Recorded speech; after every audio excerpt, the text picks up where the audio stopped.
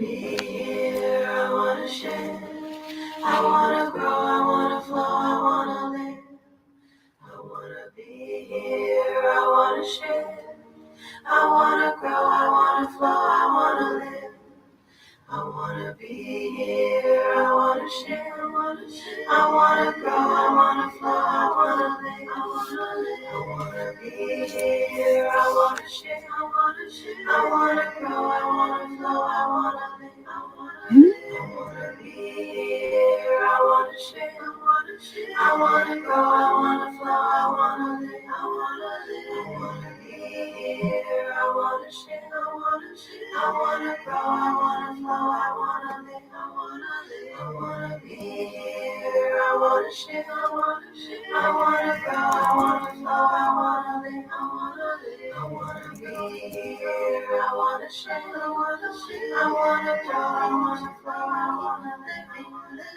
Keep growing, keep flowing, keep shifting, keep living, keep growing, keep flowing, keep shifting, keep living, keep growing, keep flowing, keep shifting, keep living, keep growing, keep flowing, keep shifting, keep living, keep shifting, keep living, keep growing, keep flowing, keep shifting, keep living, keep growing, keep flowing, keep shifting, keep living, keep growing, keep flowing, keep shifting, keep living, keep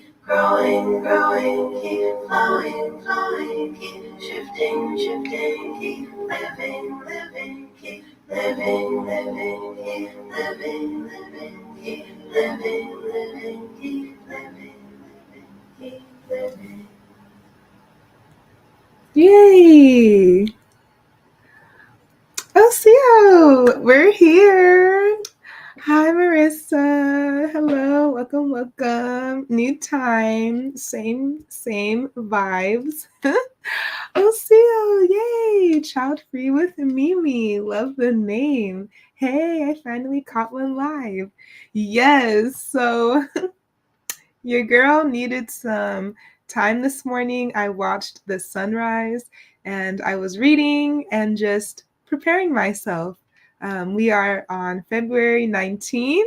So, yes, we are getting through this month. I am so grateful.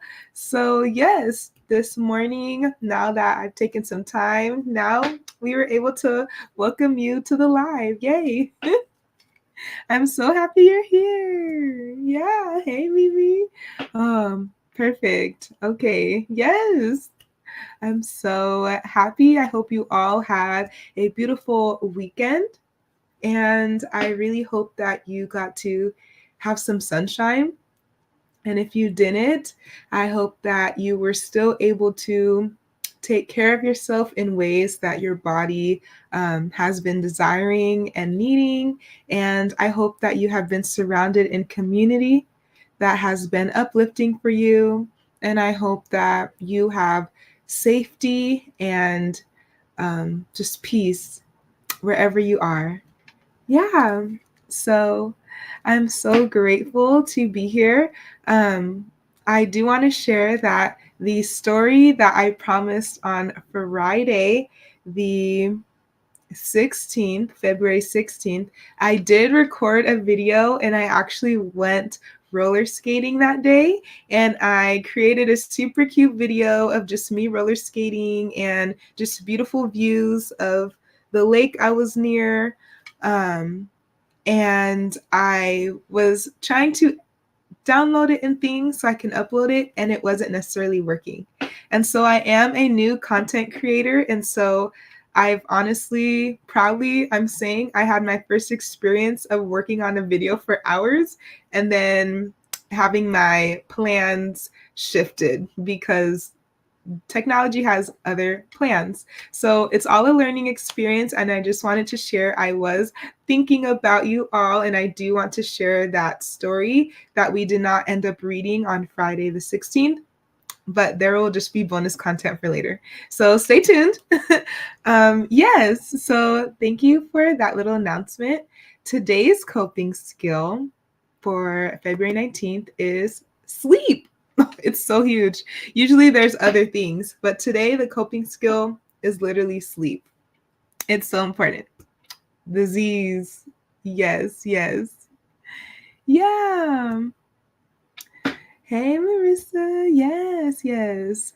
Yes, it will just be a happy surprise. So, yeah, just giving you the honest, the ins and outs of content creation. I'm sure others have experienced it too. And I had to remind myself of that. Like, it's okay. It's okay.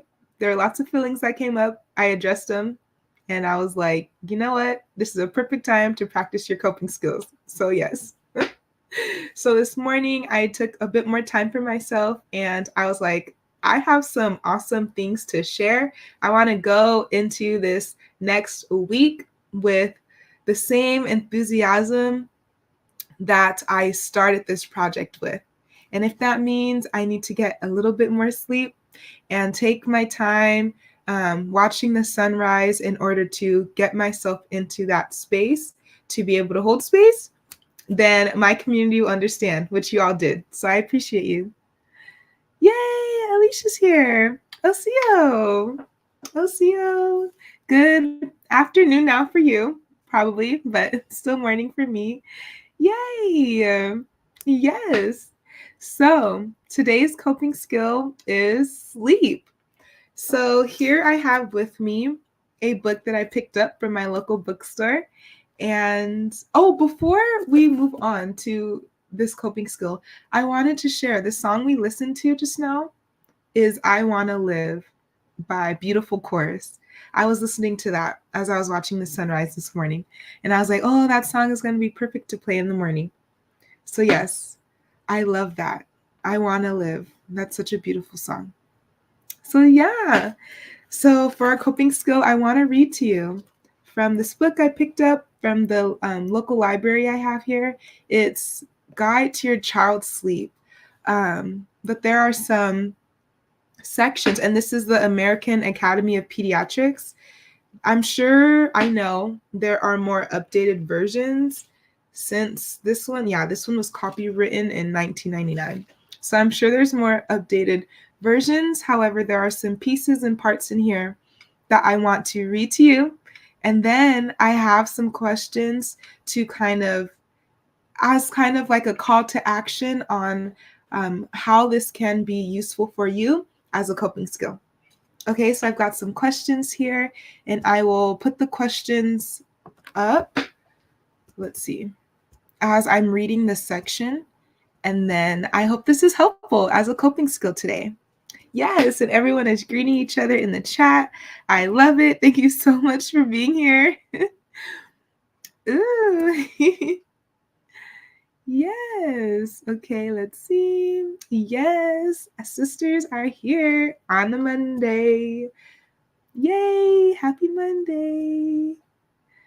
Ooh, Marissa says, I've been meaning to go to the library again, and this is inspiring me. Thank you. Yes, it's always on time, isn't it? Yes. And I love when the libraries are doing those sales where you can get a book for like $2 or $3 or even $1. And I'm like, sometimes you can really come across some cool things. It's like the thrift store, but for books. I love it. Love thrifting me some books. Okay. And speaking of books, I did buy another book. This one was at Target, but it was 20% off. And I was like, I have to get it. So, yes, the book in question that I'm talking about is, let me go ahead and take this off real quick. Let's just take a pause. Let's take a pause. All About Love. I got this from Target. It was like 20% off. And I was like, of course, this is our book of the week. I'm like, this is going to be our week of love. So, bell hooks, specifically all about love. I'm reading to you bits and pieces of this each week. And I just saw Alicia did a video and she's been studying all about love.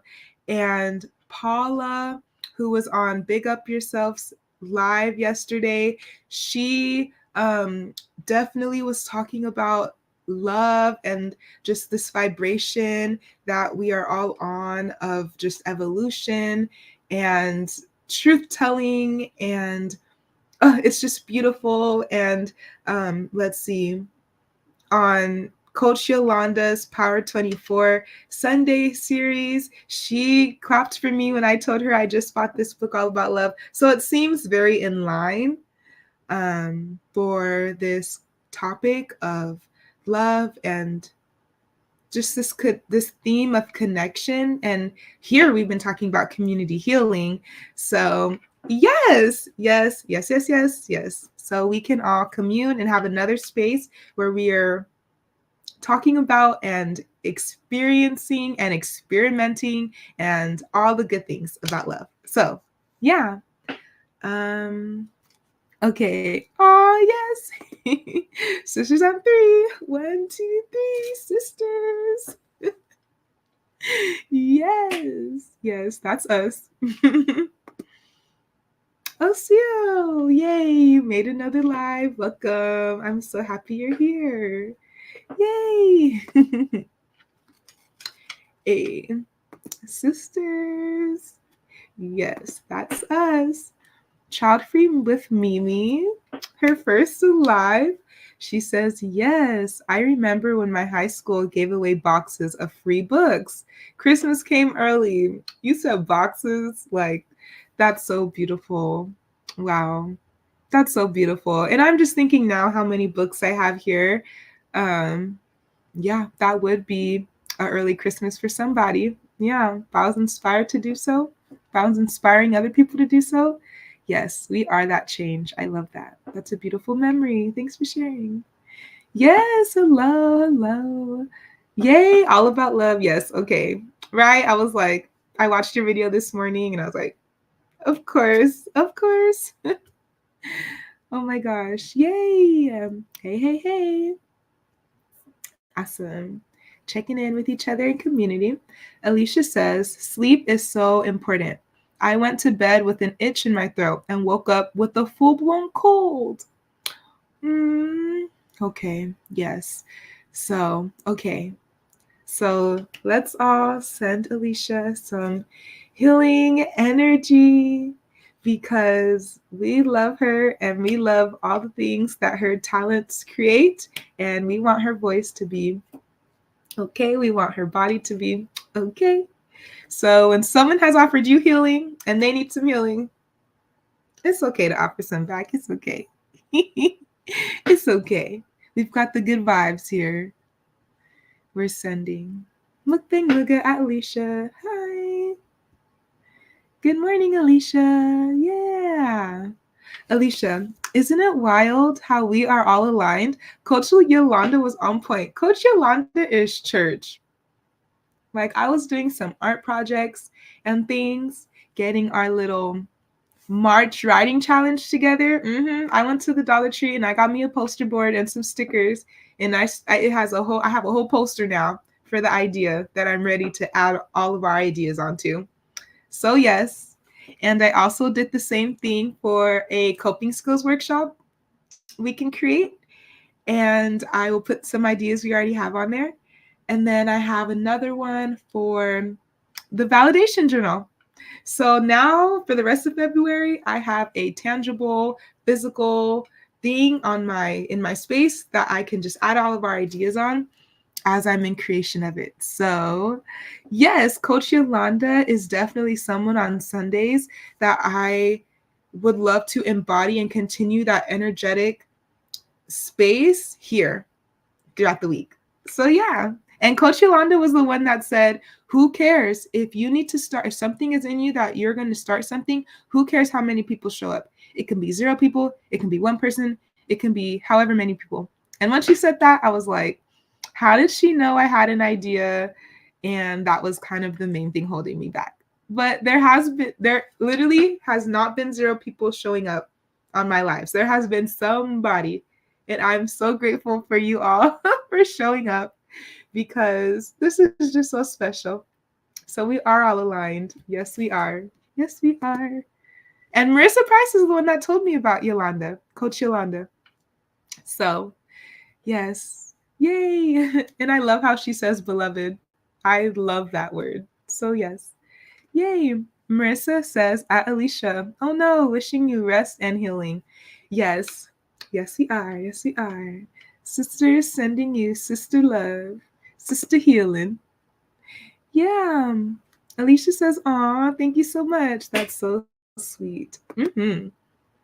Child Free with Mimi says, oh man, I hope you feel better today. Sending healing energy. Yes, yes. Awesome. Alicia, at Marissa, I appreciate you so much.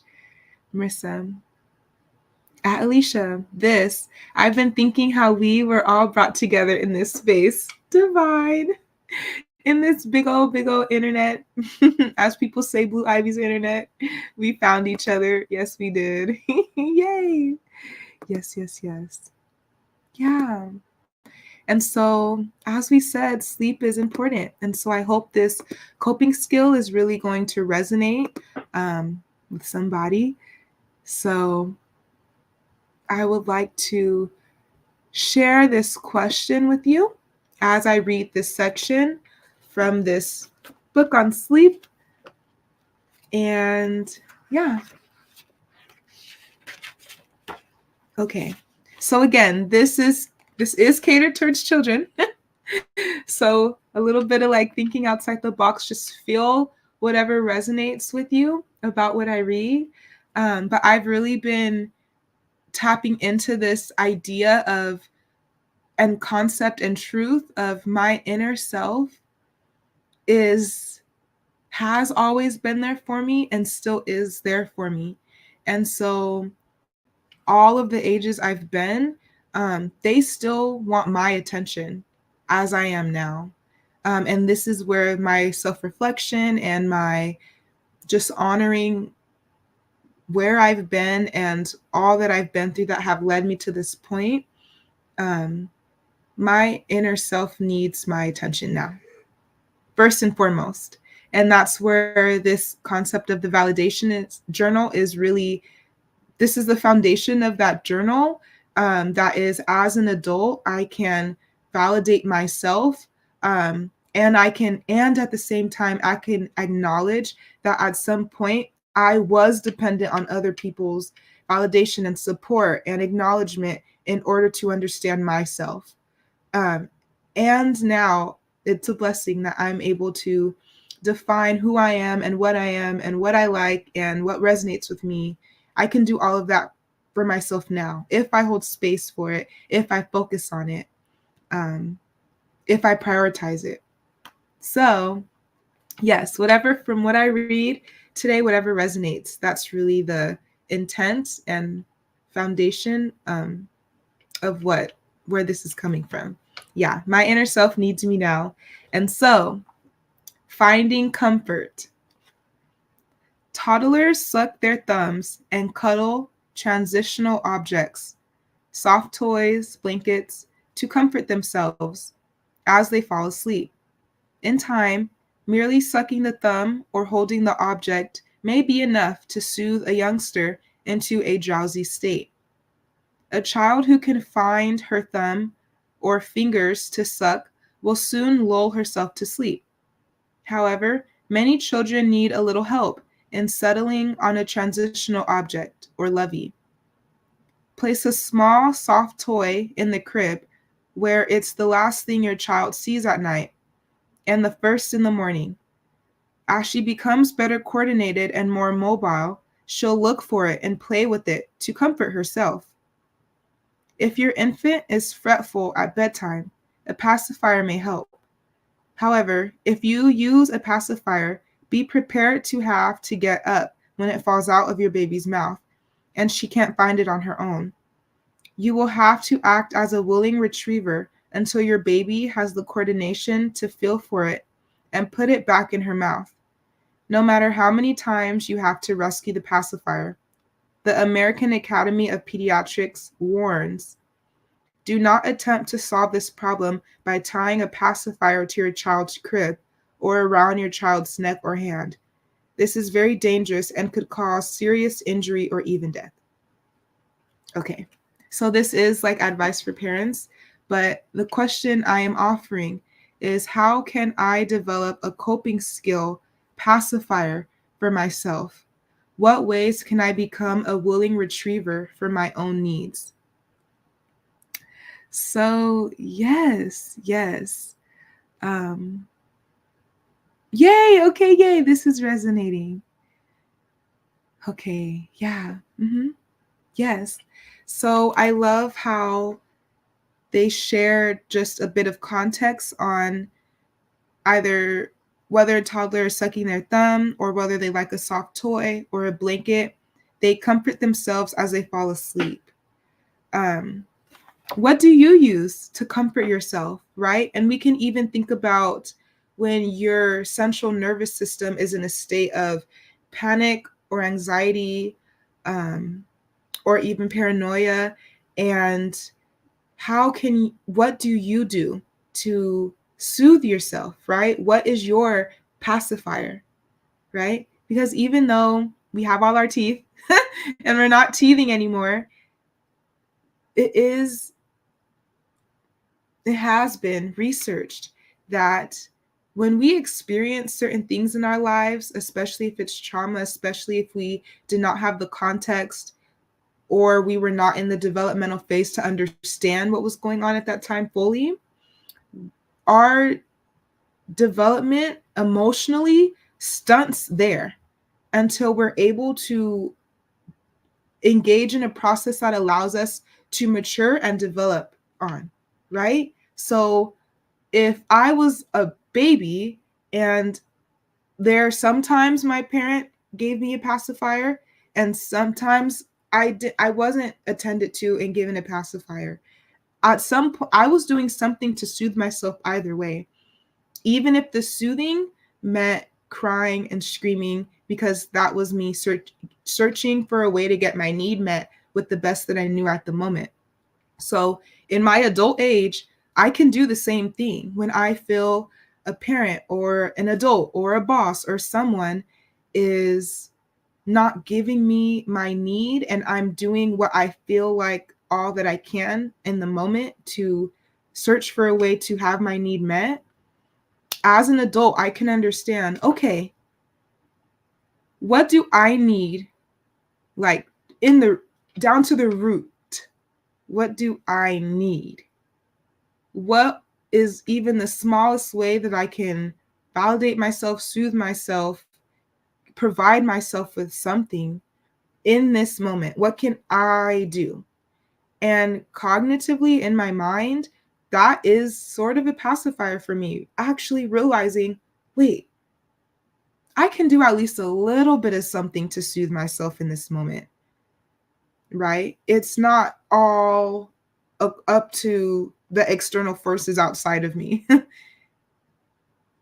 That realization in and of itself is revolutionary for me because at some point, emotionally, I did not have the experiences to show me otherwise, right? I did not have the emotional experiences to show me you sometimes can be helped and then you find out ways to soothe yourself. Or sometimes you can do this to soothe yourself and then help will come along the way.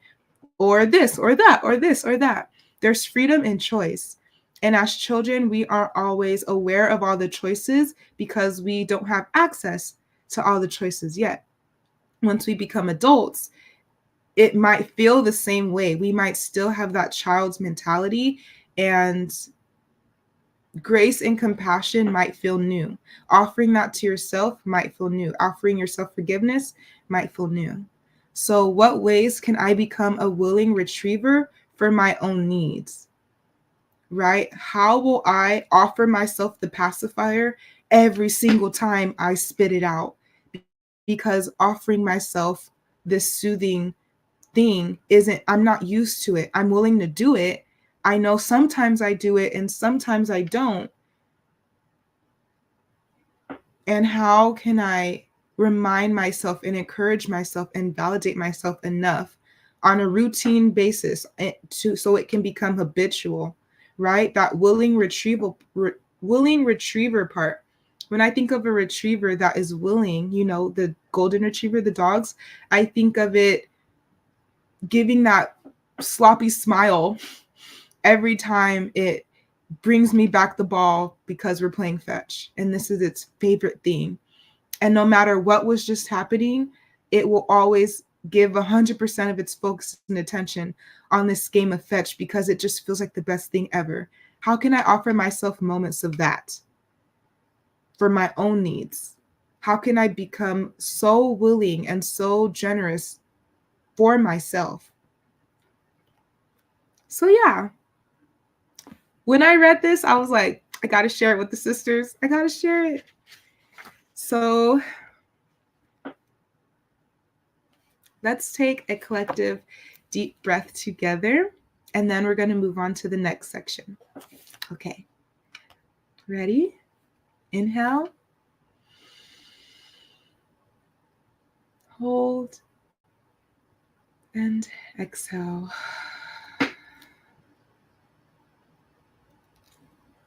Awesome.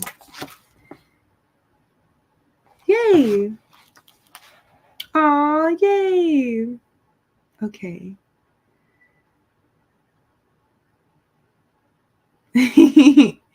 Yay. Okay, Divine, you hear me? And yes, I was pushing through this weekend when I should have been in the bed. Now my body is forcing me to rest. Yeah, we all have moments like that. Yes, and we are all here. Yes.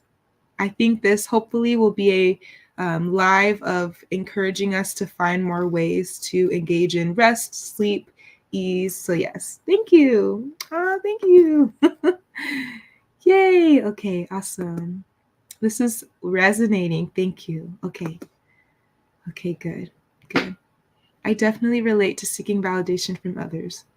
Me too. It's something to unlearn. And once we have community around us that don't require that from us and do things for us that make us feel seen and heard without us even asking, woo, it hits different. Yes, it does. Me too. Me too. Yeah. Absolutely. Gems. Okay, good. Thank you. Yay. These are great questions. Okay. Okay, good. Awesome. So, okay, awesome. So our next question, I'm glad these are resonating. Okay.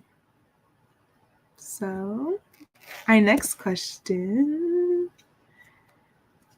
is, how can I offer myself reassurance in moments of anxiety, panic, or fear? So our next section is, separation may be more stressful for firstborns. So as I read this is the question I am offering. But again, just whatever is resonating from what I read, take it in. Yeah, soak it in. Ooh, yes, yes, yes. I love this. Marissa says, without us even asking, because asking can be exhausting. Yeah. And that's where that validation comes in. It's like, I actually think that it's very awesome that I know this about myself. So it's actually a gift if I share it with anyone else, if I share it with anyone else, who I share it with, right?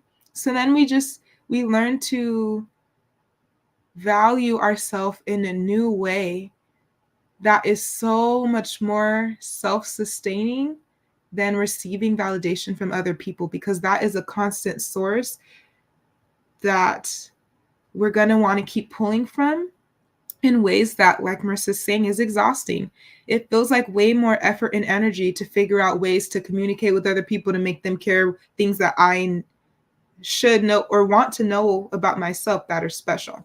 I was going to say should, but that's a judgmental word. So learning a new language, learning a new way to speak about myself and to narrate my life and to convey what's going on in my mind. When I validate myself, it's a whole new language I'm learning with myself, right? So, yeah, I'm going to need to surround myself with people who are comfortable either learning that new language with me, or they might even understand what is being said because they are on that journey themselves or have embarked that journey a while ago, or they're just fully in support of you as a being. And so they're willing to allow a seed to be planted by opening their heart and their minds to what you're in the process of. So that's what I've been feeling in this community and in certain friendships that I've really been tapping into more lately. And I'm very grateful to experience all of this. Yes. And I have to be open to it in ways that I can't fake or pretend. Yeah. So, yes. So, in this next section, separation may be more stressful for firstborns. Problems with separation anxiety tend to loom larger with firstborn and only children. The greater frequency and intensity are often blamed on the parents' overeagerness to do the right thing, mingled with worry over their inexperience. However, there's another side to the story. First and only children tend to suffer more intense separation anxiety because they feel themselves to be part of a unit with the parents. It's only natural to be frightened of separations that threaten to break up that unit. In a child's mind, going to sleep is one such separation. When the second child appears on the scene, it's easier for the first one to understand his place in the family and develop notions of activities and behaviors that are appropriate for children versus adults. And second and later born children usually, but not always, have less intense anxiety about separation because they are bolstered by the constant presence of the older sibling. So I thought that was interesting. But the question I offer you is, how can I offer myself reassurance in moments of anxiety, panic, or fear? So change can be scary. And so, regardless if it's in the context of children and siblings and separation anxiety, in moments I do feel separated from myself when I'm experiencing anxiety, panic, or fear. I do feel separated from myself. I feel separated from my body. I feel separated from my frontal lobe, like my critical thinking skills, my logical skills. Um, I feel separated from the opposite kind of experience, which would be what hope and faith and strength and courage and bravery. I feel separated from those things, those feelings, those experiences in moments of anxiety, panic, or fear. So, how can I offer myself reassurance? Right? That's kind of the question that came up for me. Yeah, awesome. Child free with Mimi. I'm learning that part of validating myself is not needing something to happen over and over again for me to take it seriously. Mm-hmm. So that I don't have to keep being harmed to learn the lesson and leave. Right. There's a certain point that we're like, I actually get it now. I'll need to experience it again.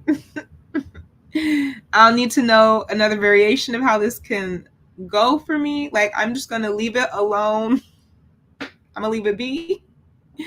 Right? I'm going to let it teach me what it taught me and let that keep being a lesson. Come on now. I don't need to keep learning all the different ways that this isn't for me. I don't. So, yeah. I don't need to keep experiencing it over and over. And if it does, I offer myself grace and compassion, and I allow myself to affirm myself that I can move past this, right? That there is a me past this. I can exist outside of this, even if that's not me right now. I can envision that that will be me. And so then I can start experiencing what that could be like. So, yeah, thank you so much for this. Woo, thank you so much for this. Marissa says, at Child Free with Mimi. Woo!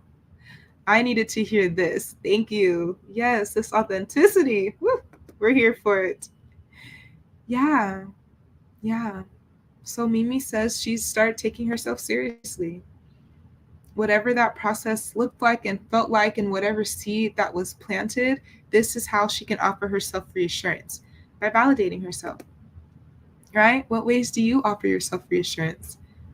Is it important for you to offer yourself reassurance? How do you know you're offering yourself the reassurance that your body or your soul is in need of in the moment? How do you know? Isn't that the beautiful part of the journey? Yeah. I'm surprised. There is a me past this. Wow. Yes. Oh, it's true. Exactly. Exactly. There's a me past this. Yeah. Mm-hmm. Okay. I'm really loving this. I'm really loving this. Okay. So, our next and last section we're going to go over for our coping skills sleep. Mm-hmm. Okay. So, how can a sleep diary assist me in creating a bedtime and morning ritual/routine? So, again, whatever resonates, please take with you, and whatever doesn't, leave it, like Mimi said. Okay, sleep diary. When bedtime refusals or other sleep problems persist, despite treatment efforts, including a consistent going to bed routine, it's helpful to keep a sleep diary for a week or two. Some pediatricians ask parents to keep a sleep diary as an aid to the diagnosis of sleep problems. Parents use the diary to jot down daily answers to the following questions. So, think of yourself asking yourself these questions because we're our own parent now, you know? Okay. What did we do during our bedtime routine? How long did the bedtime routine last? What time did the child actually get into bed and settle down to sleep? How long did she cry after the parents left the room? So for us, that could be how long did I stay on my phone, or how long was my mind racing? How long did it take for my heart rate to slow down and my body to release the tension it was holding in its muscles, right? We can adjust these questions as needed. How long? Yeah. So, how many curtain calls, so requests for drinks, extra hugs, toilet, were there before settling? How many awakenings were there during the night? What steps did the parents take to deal with awakenings and curtain calls? So, that last one would be, how do you help yourself um, deal with and take care of yourself during any awakenings or moments where you feel you were constantly deterred or distracted from being able to reach that state of um, calm and ease in your body that leads to sleep, right? The sleep diary helps both the parents and their pediatrician pinpoint aspects of behavior that need attention. It also helps to identify minor problems that are likely to fade away if left alone. And so another thing that comes to mind is we can learn to be more specific with our doctors during our checkups, right? If we're able to say, this is what my sleep has been looking like. I know when I had my experience of going to the doctor and my symptoms were very much they seemed generic enough to be a variety of different things, right? And that is definitely a concern for someone like me who could get misdiagnosed for something. Or maybe I haven't even been assessed for something yet, and I'm not offered it out of like just professional, I don't know, professional curiosity probably definitely isn't a term, but that's kind of the feel I'm going for right now. Um, but if I were to say, this is what my sleep has been looking like, this is when my sleep is interrupted, this is what I did before sleep, this is what I do in the mornings, I feel that there would be a lot more collaboration between me and the doctor, and I would feel a lot more confident and comfortable speaking up for what my experiences have been, so the doctor can have more context. So that cannot be my experience, or that the chances of that being my experiences of not being assessed for a variety of different things would hopefully decrease once I'm able to share different details of what I've been experiencing, which goes for anyone, right? The doctor isn't there with us all the time. But as I'm just reading through this guide and it's sharing about pediatrics, I just also want to offer that cultural humility context of um, it is on the doctor to some extent to understand culturally things to assess and things to ask us. And also it's on us to take our health and wealth just as seriously and monitor it like our life depends on it, because who knows you better than you, right?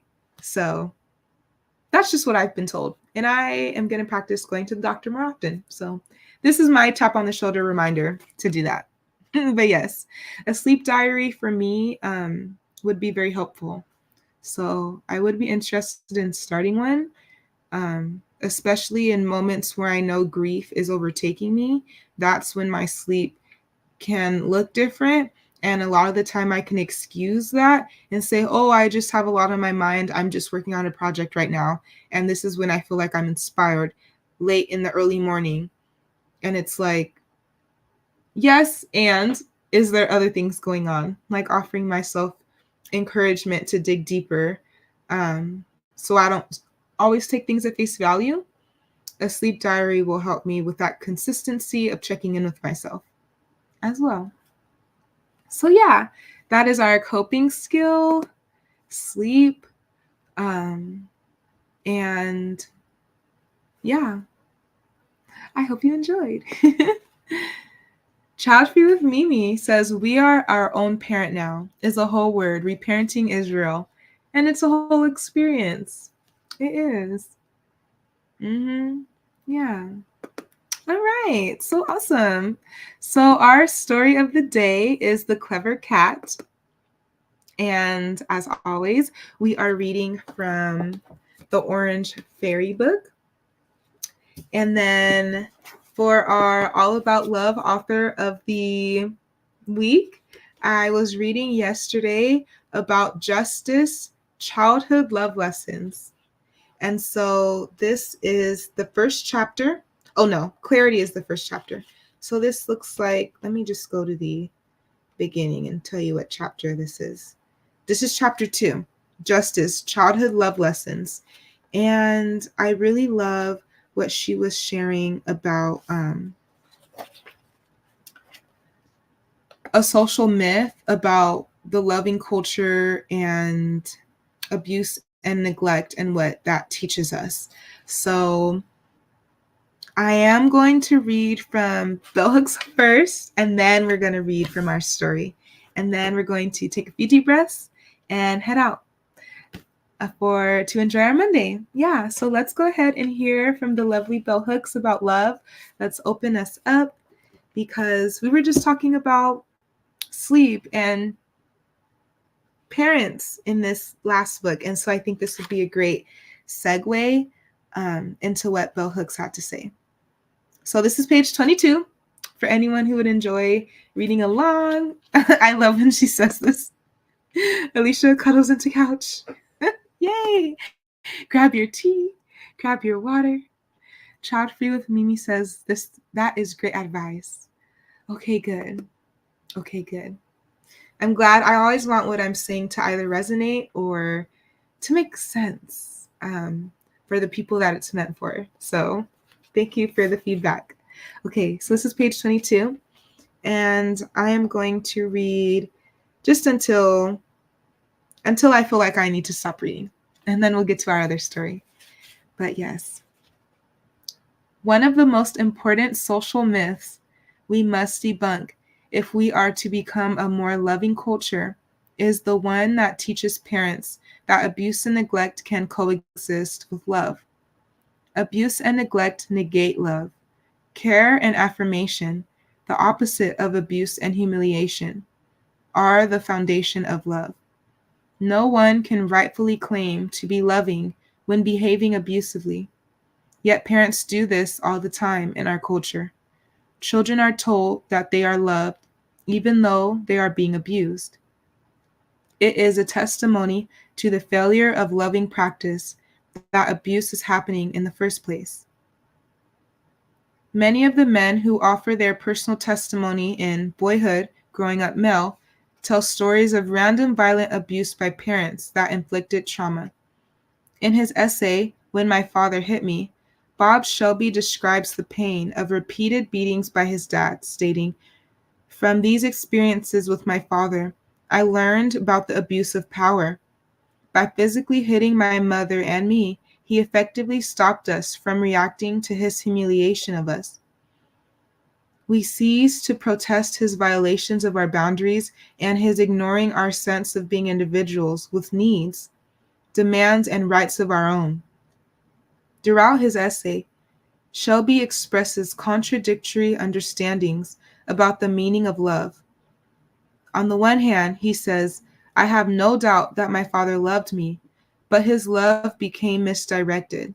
He said he wanted to give me what he didn't have as a child." On the other hand, Shelby confesses, what he most showed me, however, was his difficulty in being loved. All his life, he had struggled with feelings of being unloved. When Shelby describes his childhood, it is clear that his dad had affection for him and also gave him care some of the time. However, his dad did not know how to give and receive love. The affection he gave was undermined by the abuse. Writing from the space of adult recollection, Shelby talks about the impact of physical abuse on his boyhood psyche. As the intensity of the pain of his hits increased, I felt the hurt in my heart. I realized what hurt me the most were the feelings of love for this man who was hitting me. I covered my love with a dark cloth of hate. A similar story is told by other men in autobiographical narrative, men of all classes and races. One of the myths about lovelessness is that it exists only among the poor and deprived. Yet lovelessness is not a function of poverty or material lack.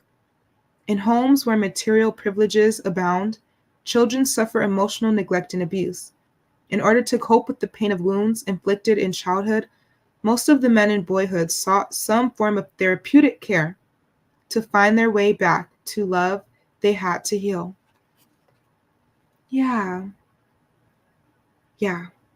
And so, with some of the questions I asked, and even with this validation concept, we do have to heal and hold space for the experiences we had then, for the mindsets we had then, for the perspectives we had then, for the behaviors we chose to engage in then.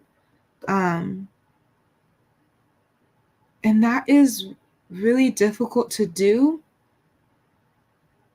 when we don't believe within ourselves that we're able to offer all those experiences that we did deserve to ourselves now, even in small ways. Yeah. So I do experience this during my healing journey. It might not look like healing to others. And even to me in the moment, it might not look like healing.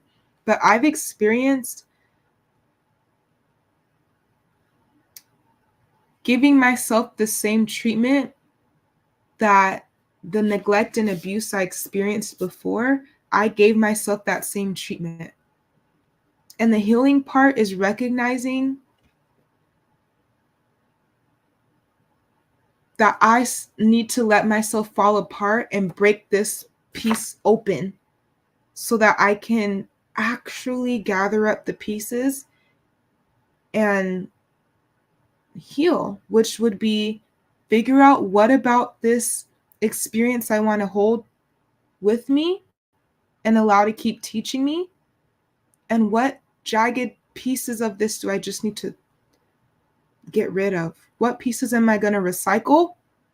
And what pieces am I going to dispose of, right? This can't be reused. This I can make use of. This I can honor, give myself a little moment, and then release it. What does that process need to look like for myself, right? And in sleep, a lot of that healing can also be done. So even though it feels like, oh, I have so many things to do and I just want to be able to use this time while I'm awake, I'll just be awake. Sleep sometimes can get us further than us trying to be in control. Release or sleep is like true surrender, true release. Sleep is, right? We're not going to go to sleep if there's constant threat around. What is threatening right now? What is threatening my ability to access calm and peace and ease right now? Right? That's validation for me. All of that is validation for me. So yeah. Aww. Yay. Chat free with Mimi. Wow, she is speaking to so many people in this section. Yeah, Bell Hooks is. So, all about love. Bell Hooks. Ooh, that was a beautiful section. I'm glad I read that just now. Yes, yes. So true. So true. You have to rebuild from the foundation, Marissa says. Yes. Yeah. Child free with Mimi. Allowing ourselves to fall apart feels so counterintuitive. And I feel like we all try so hard to avoid it when that's the very thing that will heal us. Mm-hmm. Mm-hmm. I just want to breathe all of that comment in because, yeah, it's the very thing we need to trust that the people who will have our back will have our back, right? Even if I don't know who exactly that might be, it might surprise me. But whatever I give forth, I receive back, right? Yeah, that's so true. Yeah. Osiyo, the Dark Knight. The downside of putting up a wall that it traps you as well. Mm-hmm. Yeah. Mm-hmm. Other people, I can be so focused on other people building walls, and I can be focused on telling myself other people are building those walls against me. And they're building those walls against me, and they're building, and then it's like, whoa, I lost focus on all of this is building a wall against me. I am actively building a wall against me by giving my power away, by giving my focus away, by offering my efforts to people who will never, or at least in this moment, be able to hold the treasure, which is my gift. Like, yeah. Came in hot, the Dark Knight, yes. Good afternoon. Happy to see you here. Hey, yeah. Alicia says healing can be messy. It's beautiful though. And is. And is. And we become more beautiful and we grow into ourselves in such a majestic way the more we engage in our healing process. Yeah. And surrounding yourself with people who can see that beauty. That's what Teatime.beauty is. I said, I need a space and I don't necessarily want to be ripping and running all throughout the state to find it. Let me create one in the comfort of my own home first, which is online. And then I know that I'll be more confident and courageous to make that next step. But this felt like a more reasonable step for me right now. So I was like, what can I offer that will bring community around me? That will see me for who I am and appreciate me for what I have to offer, for who I am, for what I am, for who I am, for what I am, and then appreciate what I have to offer in ways that I am desiring my offerings to be appreciated. Okay. Yeah. Hey, everyone. Yeah. Hmm. Awesome. Yay. Child free with Mimi. That is so real. The Dark Knight. Hey, everybody. Yay. Okay. So, yeah, let's go ahead and transition to our story time. So, The Clever Cat is our story of the day. As always, I'm going to put on some Afro lo-fi, put some tunes in the back. Oops.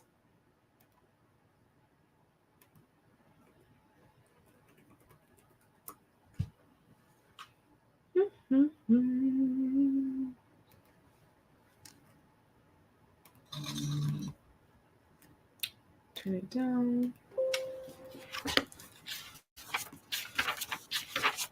So, for those of you who it's your first time, I will introduce this book to you.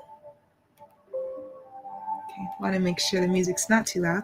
So, we're reading from the Orange Fairy book. The stories are sometimes a little wild. um, always throws me for a loop at the end.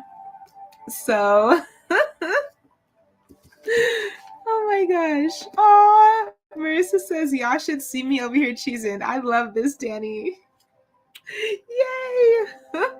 And you know what? I was actually nervous today. I was nervous to do the live today. And I was like, you know what? Nervous and excited, they're the same thing, right? And then I kept it pushing. Okay. So, I've been cheesing this whole time. It's contagious. Good vibes are contagious. Child Free with Mimi says, I'm so glad you did take this step. You are sharing so much value with the world right now. Aww. Oh, thank you so much, Child Free with Mimi. I just love that name. Yes. The Dark Knight, a little wild. A little wild sometimes. So there's only one story so far I had to skip. I said, I'm not reading that one. Marissa said, hashtag brand integrity. I was like, yeah, we're not going to read that one. Oh my, Osiyo, welcome. Natural Ali D. Hello. So this beautiful soul's name is Danny as well. And I love this channel. So please, anyone who is not already subscribing, you want more healing and you want more community connection and offerings, please go check out Natural LED. Yes. Yes. I found out about her channel through community from Lack to Legacy. So I'm so happy. I'm so happy you're here. Hey. Yes. Yes. So, the Orange Fairy book, we have gotten through a couple of stories, and today we are reading The Clever Cat. So, each story is from a different culture, and these stories have been passed on for generations throughout many different languages. And the person who edited this book, Andrew Lang, is not the person who created these stories, they're just a collector of them.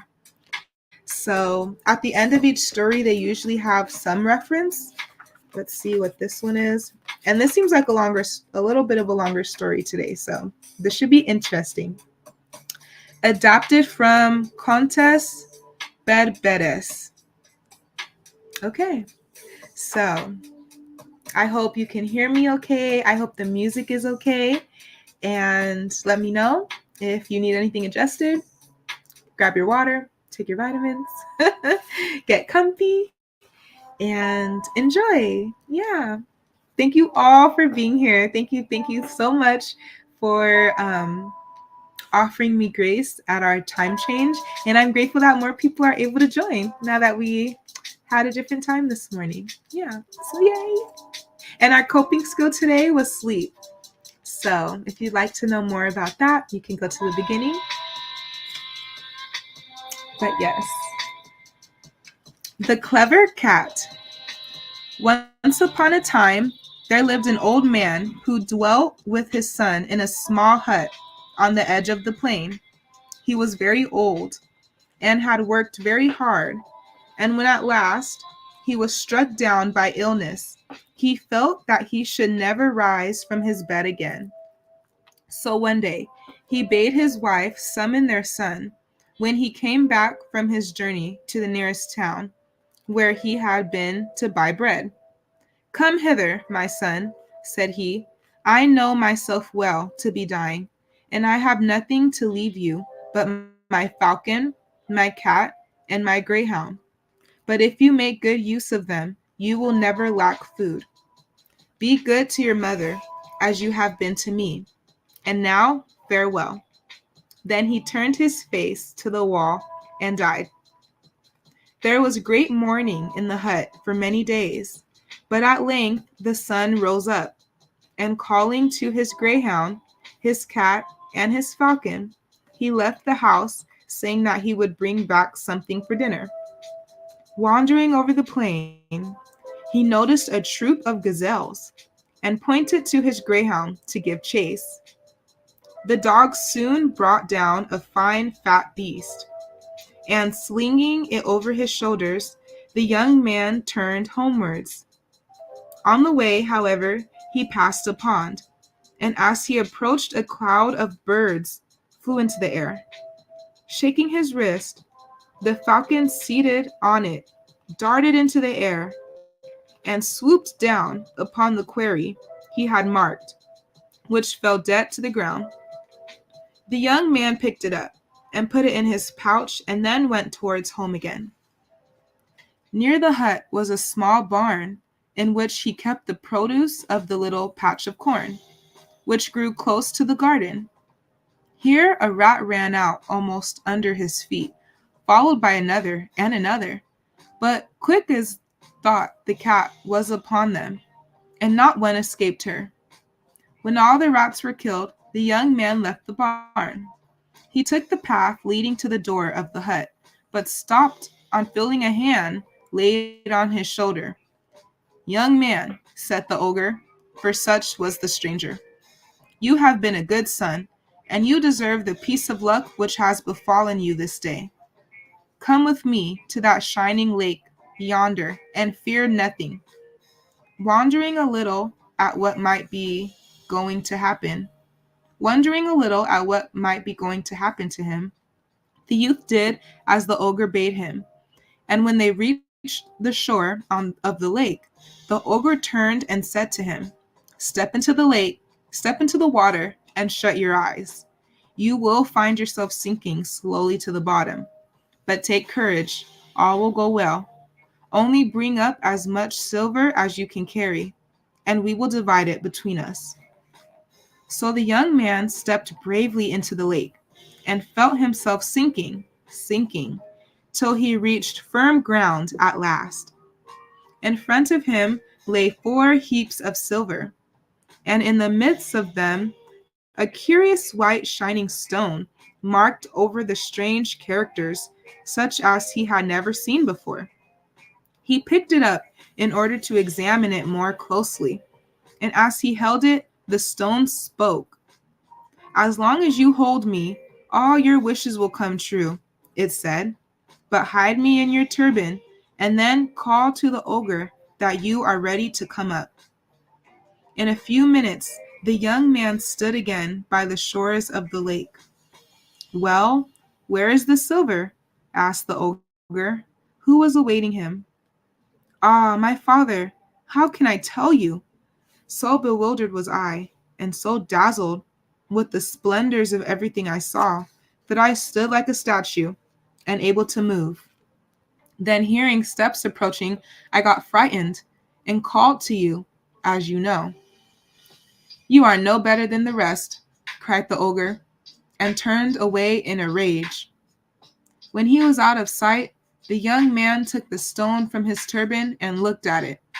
I want the finest camel that can be found, and the most splendid garments, said he. Shut your eyes, then, replied the stone. And he shut them, and when he opened them again, the camel that he had wished for was standing before him, while the festal robes of a desert prince hung from his shoulders.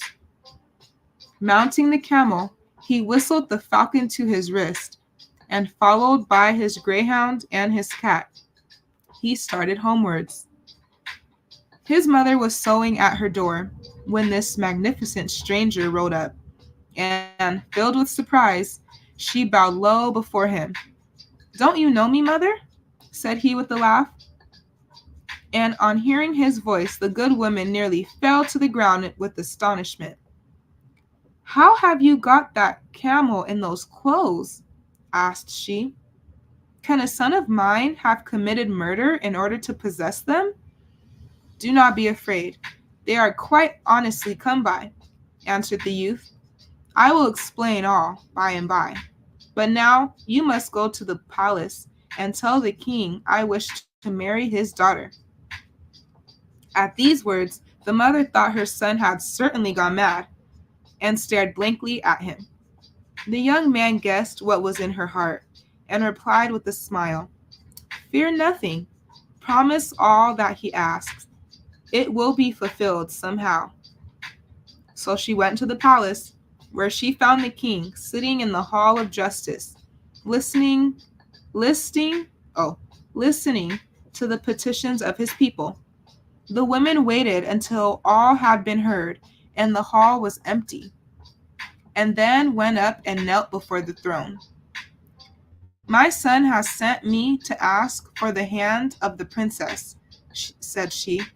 The king looked at her and thought that she was mad, but instead of ordering his guards to turn her out, he asked gravely, "Before he can marry the princess, he must build me a palace of ice, which can be warmed with fires, and wherein the rarest singing birds can live."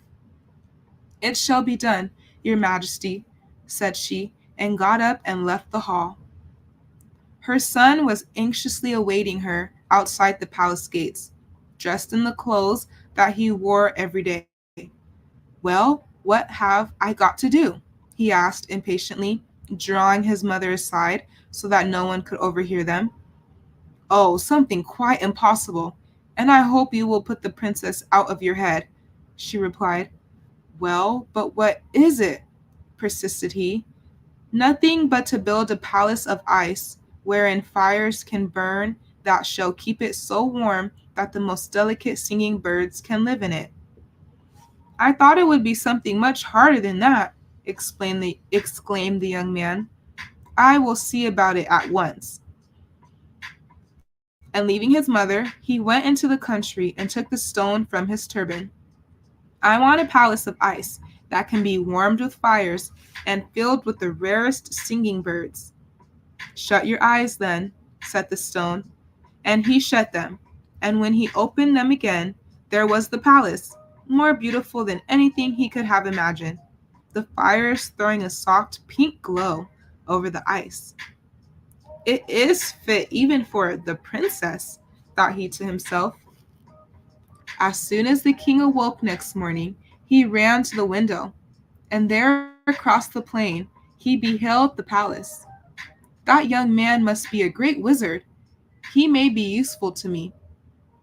And when the mother came again to tell him that his orders had been fulfilled, he received her with great honor, and bade her tell her son that the wedding was fixed for the following day. The princess was delighted with her new home, and with her husband also, and several days slipped happily by, spent in turning over all the beautiful things that the palace contained. But at length the young man grew tired of always staying inside walls, and he told his wife that, the next day, he must leave her for a few hours, and go out hunting. "You will not mind?" he asked, and she answered, as became a good wife, "Yes, of course I shall mind, but I will spend the day in planning out some new dresses, and then it will be so delightful when you come back, you know." So the husband went off to hunt, with the falcon on his wrist, and the greyhound and the cat behind him, for the palace was so warm that even the cat did not mind living in it. No sooner had he gone than the ogre, who had been watching his chance for many days, knocked at the door of the palace. I have just returned from a far country, he said, and I have some of the largest and most brilliant stones in the world with me. The princess is known to love beautiful things. Perhaps she might like to buy some.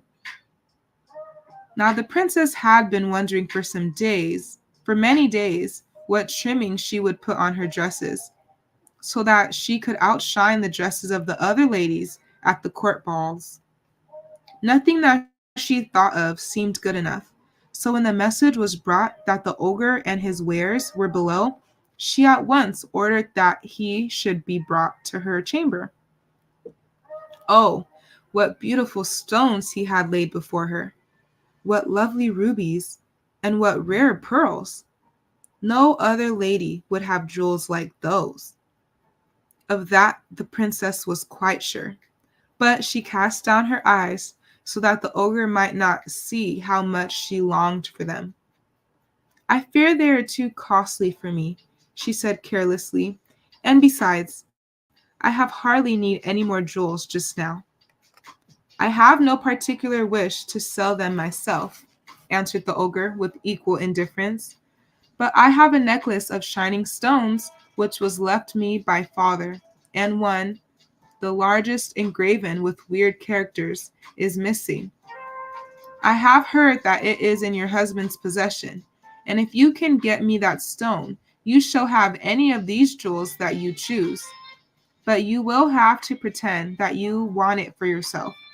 And above all, do not mention me, for he sets great store by it, and would never part with it to a stranger. Tomorrow I will return with some jewels, yet finer than those I have with me today. So, madame, farewell.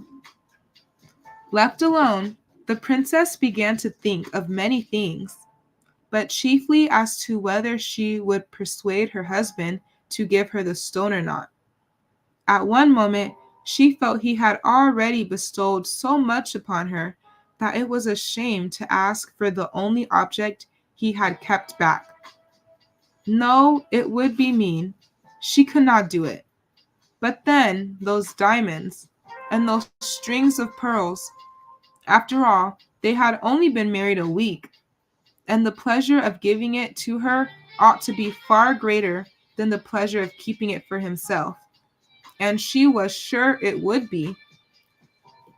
Well, that evening, when the young man had souped off his favorite dishes, which the princess took care to have specially prepared for him, she sat down close beside him and began stroking his hand.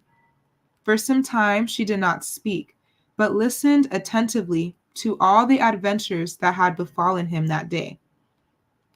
But I was thinking of you all the time, said he at the end, and wishing that I could bring you back something you would like. But alas, what is there that you do not possess already? How good of you not to forget me when you are in the midst of such dangers and hardships, answered she. Yes, it is true, I have many beautiful things, but if you want to give me a present, and tomorrow is my birthday, there is one thing that I wish for very much. And what is that? Of course you shall have it directly, he asked eagerly. It is that bright stone which fell out of the folds of your turban a few days ago, she answered, playing with his finger. The little stone with all those funny marks upon it. I never saw any stone like it before. The young man did not answer at first. Then he said slowly, I have promised, and therefore I must perform.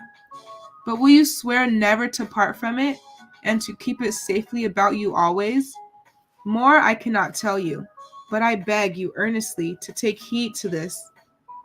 The princess was a little startled by his manner, and began to be sorry that she had ever listened to the ogre. But she did not like to draw back, and pretended to be immensely delighted at her new toy, and kissed and thanked her husband for it. After all, I needn't give it to the ogre, thought she, as she dropped to sleep. Unluckily, the next morning the young man went hunting again, and the ogre, who was watching, knew this, and did not come till much later than before. At the moment that he knocked at the door of the palace, the princess had tired of all her employments, and her attendants were all at their wits' end how to amuse her, when a tall negro dressed in scarlet came to announce that the ogre was below, and desired to know if the princess would speak with him. "Bring him hither at once," cried she, springing up from her cushions, and forgetting all her resolves of the previous night. In another moment she was bending with rapture over the glittering gems. "Have you got it?" asked the ogre in a whisper, for the princess's ladies were standing as near as they dared to catch a glimpse of the beautiful jewels. "Yes, here," she answered, slipping the stone from her sash and placing it among the rest. Then she raised her voice and began to talk quietly of the prices of the chains and necklaces, and after some bargaining, to deceive the attendants, she declared that she liked one string of pearls better than all the rest, and that the ogre might take away the other things, which were not half so valuable as he supposed. "As you please, madame," said he, bowing himself out of the palace. Soon after he had gone, a curious thing happened. The princess carelessly touched the wall of her room, which was wont to reflect the warm red light of the fire on the hearth, and found her hand quite wet. She turned around, and was it her fancy, or did the fire burn more dimly than before? Hurriedly she passed into the picture gallery, where pools of water showed her where what are words? Okay. Hurriedly she passed into the picture gallery, where pools of water showed here and there on the floor, and a cold chill ran through her whole body. At that instant her frightened ladies came running down the stairs, crying, "Madame, madame, what has happened? The palace is disappearing under our eyes." "My husband will be home very soon," answered the princess, who, though nearly as much frightened as her ladies, felt that she must set them a good example. "Wait till then, and he will tell us what to do." So they waited, seated on the highest chairs they could find, wrapped in their warmest garments, and with piles of cushions under their feet, while the birds flew with numbed wings hither and thither, till they were so lucky as to discover an open window in some forgotten corner. Through this they vanished, and were seen no more. At last, when the princess and her ladies had been forced to leave the upper rooms, where the walls and floors had melted away, and to take refuge in the hall, the young man came home. He had ridden back along a winding road from which he did not see the palace till he was close upon it, and stood horrified at the spectacle before him. He knew in an instant that his wife must have betrayed his trust, but he would not reproach her, as she must be suffering enough already. Hurrying on, he sprang over all that was left of the palace walls, and the princess gave a cry of relief at the sight of him. "Come quickly," he said, "or you will be frozen to death." And a dreary little procession set out for the king's palace, the greyhound and the cat bringing up the rear. And the gates he left them, though his wife besought him to allow her to enter. "You have betrayed me and ruined me," he said sternly. "I go to seek my fortune alone." And without another word he turned and left her, with his falcon on his wrist, and his greyhound and cat behind him. The young man walked a long way, inquiring of everyone he met whether they had seen his enemy the ogre, but nobody had. Then he bade his falcon fly up into the sky, up and up, and try if his sharp eyes could discover the old thief. The bird had to go so high that he did not return for some hours, but he told his master that the ogre was lying asleep in a splendid palace in a far country on the shores of the sea. This was delightful news to the young man, who instantly bought some meat for the falcon, bidding him make a good meal. "Tomorrow," said he, "you will fly to the palace where the ogre lies, and while he is asleep, you will search all about him for a stone on which is engraved strange signs. This you will bring to me. In 3 days I shall expect you back here." "Well, I must take the cat with me," answered the bird. The sun had not yet risen before the falcon soared high into the air. The cat, seated on his back, with his paws tightly clasping the bird's neck. "You had better shut your eyes, or you may get giddy," said the bird, and the cat, who had never before been off the ground except to climb a tree, did as she was bid. All that day and all that night they flew, and in the morning they saw the ogre's palace lying beneath them. "Dear me," said the cat, opening her eyes for the first time, "that looks to me very like a rat city down there. Let us go down to it. They may be able to help us." So they alighted in some bushes in the heart of the rat city. The falcon remained where he was, but the cat lay down outside the principal gate, causing terrible excitement among the rats. At length, seeing she did not move, one bolder than the rest put its head out of an upper window of the castle, and said in a trembling voice, "Why have you come here? What do you want? If it is anything in our power, tell us, and we will do it."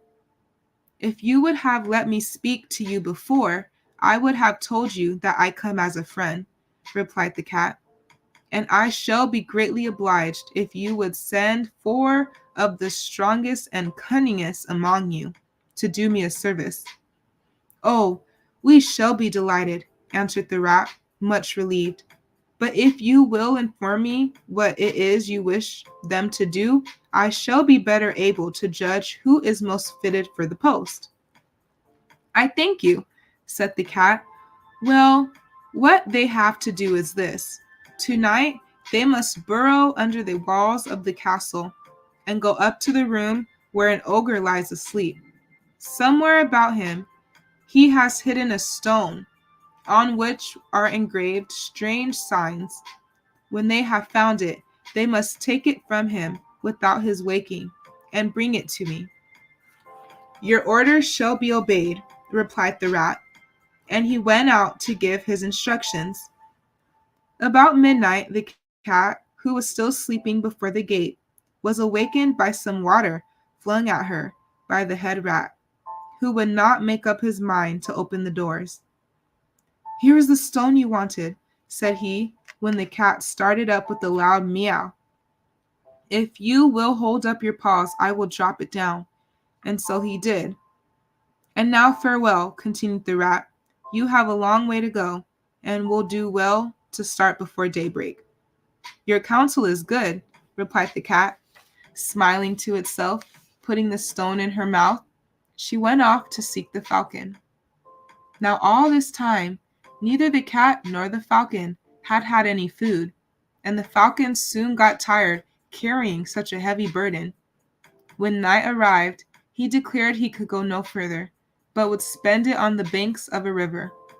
"And it is my turn to take care of the stone," said he, "or it will seem as if you had done everything, and I nothing."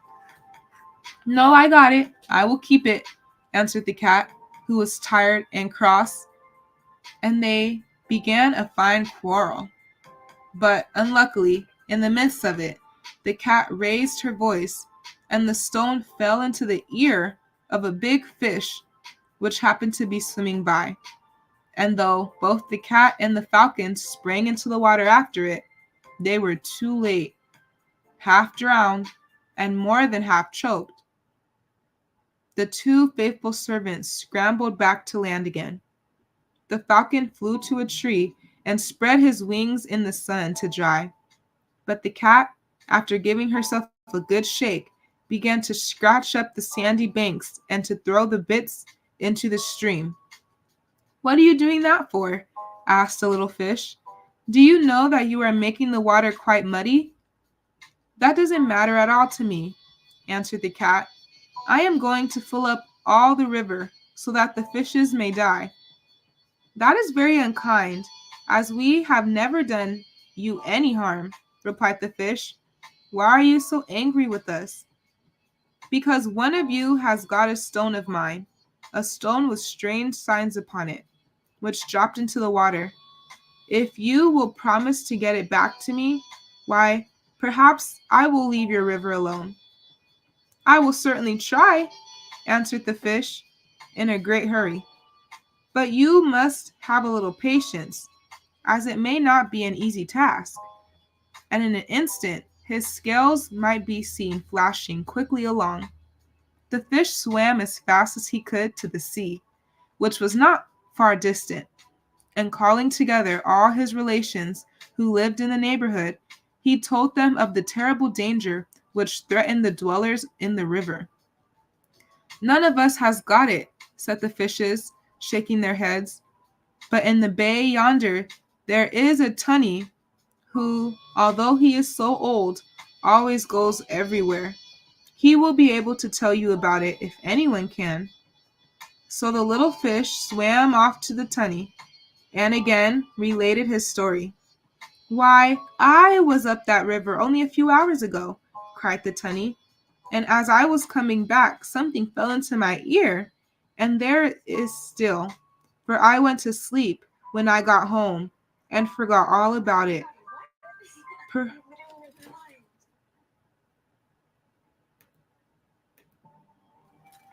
okay. Perhaps it may be what you want." And stretching up his tail, he whisked out the stone. "Yes, I think that must be it," said the fish with joy. And taking the stone in his mouth, he carried it to the place where the cat was waiting for him.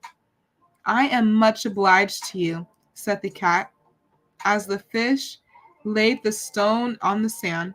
"And to reward you, I will let your river alone." And she mounted the falcon's back, and they flew to their master. Ah, how glad he was to see them again, with the magic stone in their possession. In a moment he had wished for a palace, but this time it was of green marble, and then he wished for the princess and her ladies to occupy it. And there they lived for many years, and when the old king died, the princess's husband reigned in his stead. Okay, cool. We did it. Adapted from Contest Bedbreast. Yeah, we did it. So that was The Clever Cat. I really love how there was help along the way. I love that. There was help along the way. There's gratitude along the way. Yeah. Okay. Child free with Mimi. I have to get back to work, but I'm so grateful for this time together. And I hope y'all enjoy the rest of your day. Thank you so much. Yes. Okay. Yeah. Yay. Yay. We did it. So, yes, thank you everyone so much for being a part of this February 19th live. We were doing a 9 a.m. this time instead of a 6 a.m. My time, Pacific time. But yeah, thank you so much. Yay. So, as always, take care of yourself.